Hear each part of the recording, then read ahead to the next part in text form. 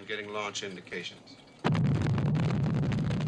Imagine it's 1977, and executives at 20th Century Fox are absolutely convinced they're holding the science fiction blockbuster of the year.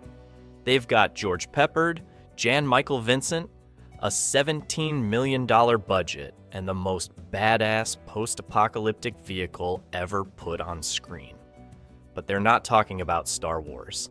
No, they're betting the farm on Damnation Alley, a gritty tale of nuclear survivors driving across devastated America. Star Wars? That's just some low-budget space opera they're distributing as a favor.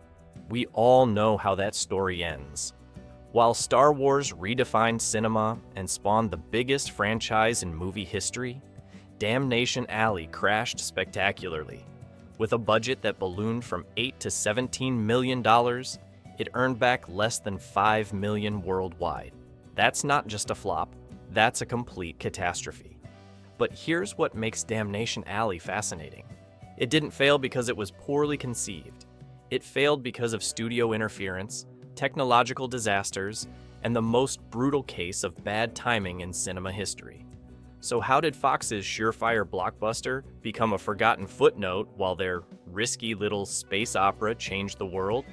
The answer reveals everything about how Hollywood works, and how spectacularly it can fail. This is the story of Damnation Alley. Hey, look at that! The tragedy of Damnation Alley isn't that it was a bad film. It's that it was the wrong film at exactly the wrong moment in cinema history. This was a movie caught between two worlds, and that fundamental confusion destroyed everything it touched. Let's start with the most obvious problem. Roger Zelazny hated it. And when the author of your source material publicly disowns your adaptation, you know something has gone catastrophically wrong. Zelazny's novel was a lean, mean story about Hell Tanner, a genuinely dangerous Hell's Angel offered freedom in exchange for a suicide mission across radioactive Wasteland to deliver plague vaccine to Boston. Think Snake Plissken meets Mad Max with real stakes and genuine heroism buried under layers of cynicism. The movie? It turned Hell Tanner into Jake Tanner, a clean-cut Air Force officer played by Jan Michael Vincent. Gone was the criminal past, the moral ambiguity, the entire reason the character was compelling. Instead of a hardened outlaw earning redemption, audiences got a generically heroic military man doing his duty. The plague vaccine mission, the entire driving force of the plot, was replaced with a vague quest to find other survivors in Albany. But the real killer was the Star Wars factor. When Star Wars exploded that summer, it didn't just become a hit, it retroactively made everything else look primitive. Damnation Alley's practical effects, which would have seemed impressive in early 1977, suddenly looked embarrassingly cheap. Those giant scorpions that took months to composite, they looked like exactly what they were, real scorpions badly matted into footage. Even worse, Fox started cannibalizing Damnation Alley's budget to help finish Star Wars. Director Jack Smite later discovered that roughly a quarter of his film's money had been quietly transferred to George Lucas's production. The studio was literally betting against their own movie. Pretty good, huh? The final insult came in post-production, when panicked executives butchered nearly an hour of character development to focus on action and the Landmaster vehicle. They were desperately trying to make their serious, post-apocalyptic drama feel like the space adventure that was dominating theaters. By then, nothing could save it. If there's one thing that perfectly encapsulates everything wrong with Damnation Alley, it's watching Jan Michael Vincent try to play Hell Tanner. And let's be clear, Vincent wasn't a bad actor. This was the man who would later become television's Stringfellow Hawk in Airwolf, bringing genuine charisma and intensity to that role. But Hell Tanner? The hardened criminal biker who'd rather die than show weakness? Vincent played him like a clean-cut California surfer who happened to stumble into the apocalypse by accident. The miscasting went so much deeper than just the wrong look. In Zelazny's novel, Hell Tanner is genuinely dangerous, A man who's killed without remorse and carries the weight of that violence in every scene, every gesture, every word. He's the kind of person you cross the street to avoid, but circumstances have made him humanity's unlikely savior. Vincent Tanner feels like he should be asking if anyone wants to grab a burger after they save the world. There's no edge, no darkness, no sense that this character has ever done anything worse than get a speeding ticket. George Peppard fares considerably better as Major Denton, bringing his trademark authoritative presence and military bearing to the role. But even Peppard, a genuinely skilled actor, seems fundamentally confused about what kind of movie he's actually in.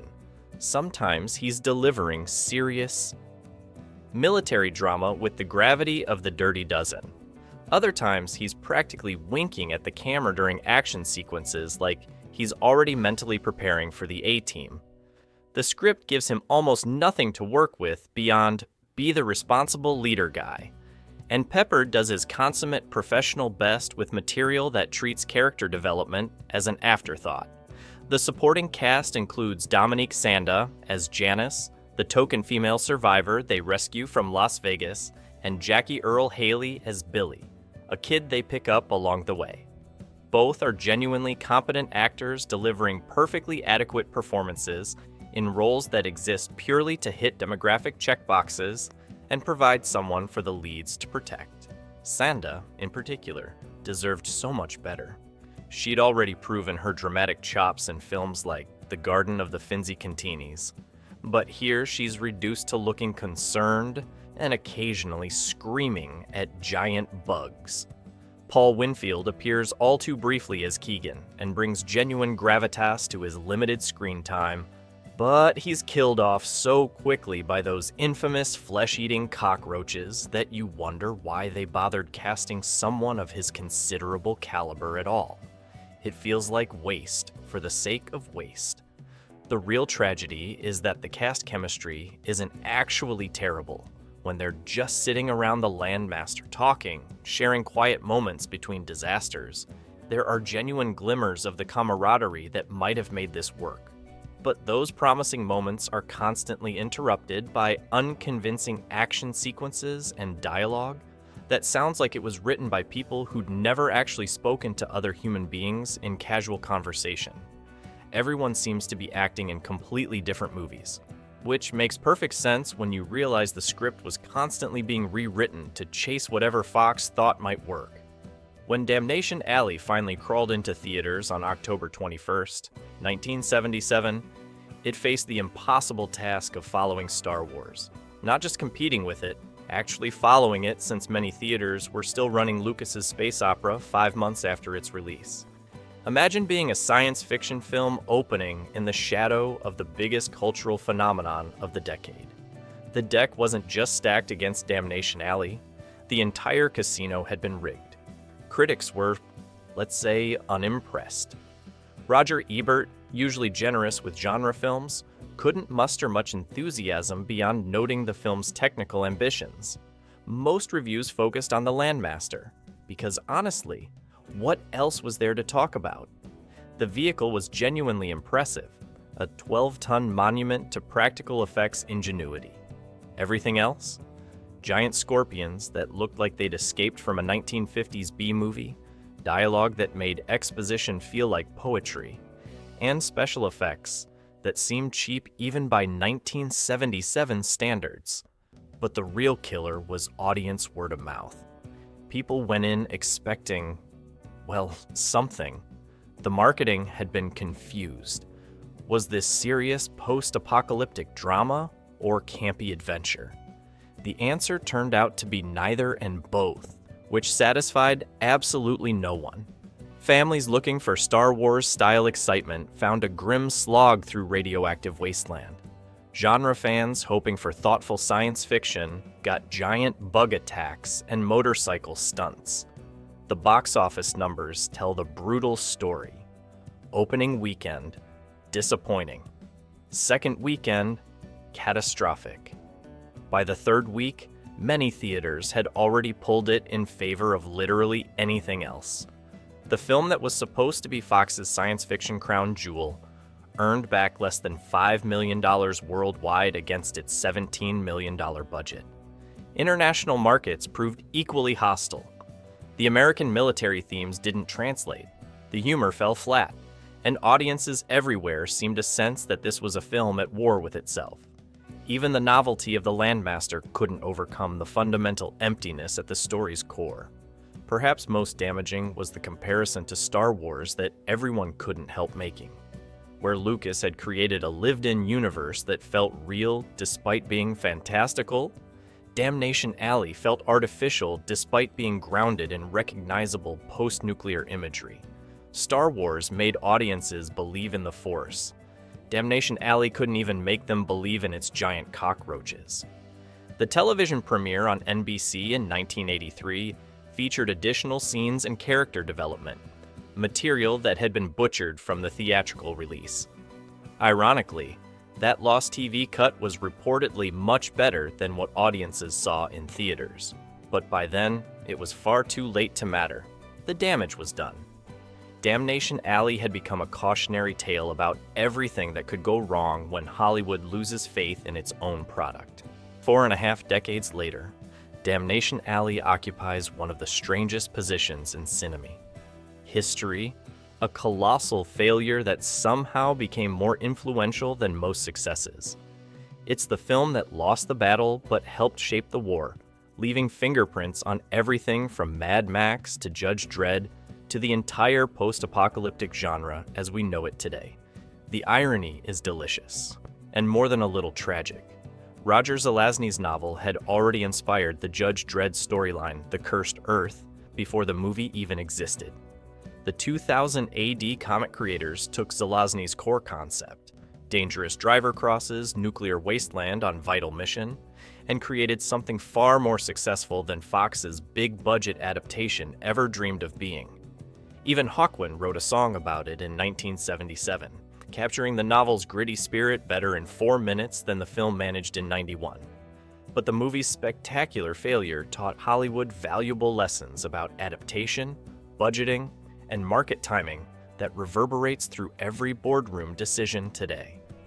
George Miller has openly acknowledged that the Road Warrior films drew inspiration from Damnation Alley's vehicular warfare concept, but executed with the visceral energy and practical authenticity that Fox's sanitized version completely lacked. The Landmaster itself became the template for every post-apocalyptic movie vehicle that followed. Practical, weaponized, and absolutely essential to survival in the wasteland. Video games embraced what cinema couldn't deliver. The original Fallout developers cited Damnation Alley as a key inspiration, and you can trace its DNA throughout the entire franchise. The cross-country journey through radioactive wasteland, the modified vehicles designed for survival, the dark humor mixing uneasily with genuine human tragedy. What didn't work as mainstream movie entertainment found perfect expression in interactive media, where players could experience that journey firsthand. The film also became an unintentional masterclass in what not to do. Film schools still use it as a textbook example of studio interference destroying artistic vision, of how panic editing can completely gut a story's emotional core, of why adaptation requires actually understanding your source material's fundamental appeal. Every studio executive who's ever asked, "Can we make this more like Star Wars?" should be legally required to watch Damnation Alley first. Streaming platforms have given it unexpected new life in recent years. Without the baggage of theatrical expectations or marketing confusion, modern viewers can discover it as a genuine curiosity, a fascinating time capsule of 1970s genre filmmaking, caught between the gritty dystopian films of the early decade and the space opera revolution that followed. Some even find legitimate things to appreciate. The Landmaster still looks incredible by any standard.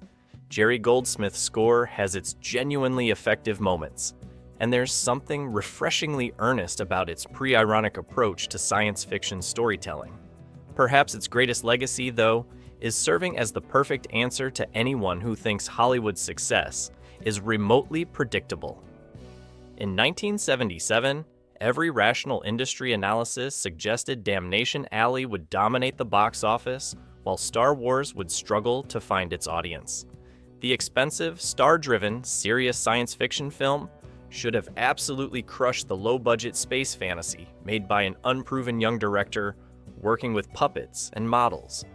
Instead, it became cinema's most expensive reminder that in Hollywood, you just never, ever know what audiences actually want until they tell you at the ticket booth. So, what do you think? Was Damnation Alley doomed from the start, or could different choices have saved it? Could Fox have backed the right horse in 1977? Let me know your thoughts in the comments below. And if you enjoyed this deep dive into Hollywood's most expensive miscalculations, make sure to subscribe for more stories of films that dared to dream big.